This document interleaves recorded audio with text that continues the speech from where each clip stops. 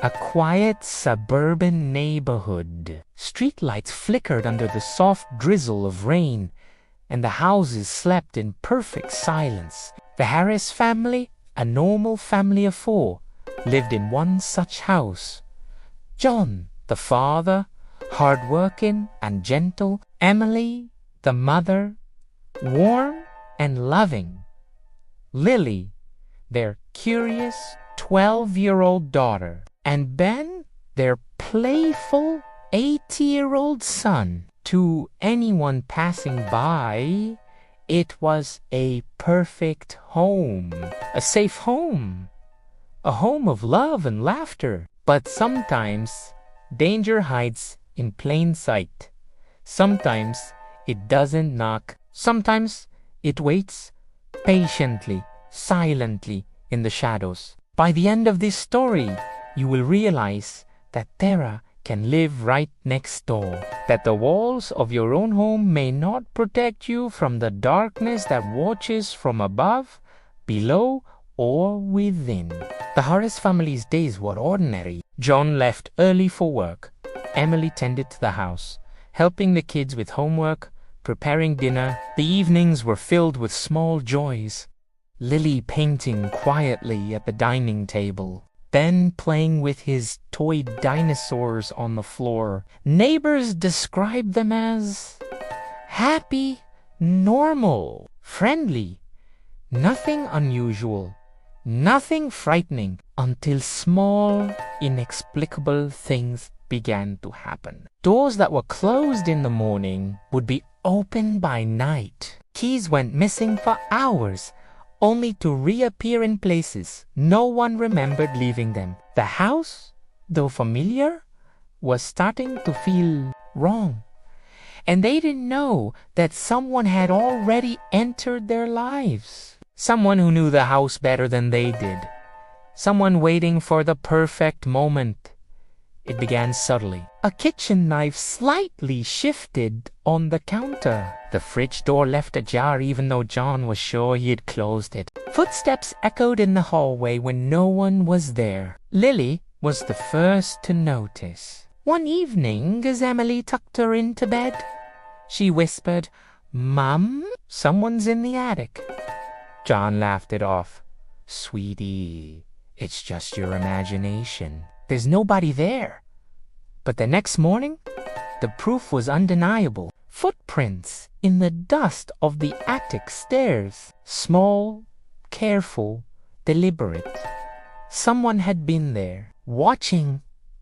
A chill ran down Emily's spine. She tried to convince herself it was a trick of the shadows. But every creak of the floorboard, every sigh of the wind against the windows, screamed otherwise. Soon, the strange occurrences became impossible to ignore. Lights flickered unpredictably, plunging rooms into darkness for seconds that felt like hours. Phones rang late at night with no one on the line, only silence. Shadows moved where no object could cast them. Even the children noticed. Ben would pause mid-play, staring into corners with wide eyes. Lily refused to sleep alone in her room, whispering that she could feel eyes on her, always watching. John and Emily began to lose sleep. Every noise in the house became a question. Was it the wind? Or something else? Then the messages appeared. Emily was the first to see them. One morning, the bathroom mirror steamed from a hot shower, and written in the condensation were the words, "I am here." A shiver ran down her spine. Later, another message appeared. "You cannot escape." The handwriting was deliberate, precise. The fear it invoked was palpable. The family was now fully aware. Someone had been entering their home, leaving messages, watching. But who? How? For how long? The questions burned in their minds like acid. Despite the fear, they tried to maintain normalcy. Lily continued to paint, her brush trembling slightly as she added colors to her canvas. Ben stacked his toy dinosaurs, occasionally glancing at shadows. Emily tried to smile at dinner, hiding the tremor in her hands. John inspected the doors, windows, and locks repeatedly, searching for an explanation he could not find. But every sound, every creak of the house reminded them someone was there, someone unseen, watching patiently, always. The storm came suddenly. Thunder shook the walls. Rain lashed against the windows. The lights flickered and then went out. In the darkness, the attic hatch creaked open. A shadow moved. The stranger entered silently, unseen, unheard. Cameras hidden in the house would later capture his movements, precise and deliberate. Every step was calculated, every action planned. This was not a random intruder. This was someone who had studied the family, the house, the habits of each member, and waited until the perfect moment. John confronted him when he heard a noise near the stairs. Emily screamed. Lily and Ben hid under the bed, trembling. The stranger moved methodically, searching, observing, controlling. No fingerprints, no evidence. It was as if he had never been there. For hours, the family endured the terror, unable to see him, unable to escape. Every sound was amplified, every shadow a threat. The next morning, police were called. The house appeared normal.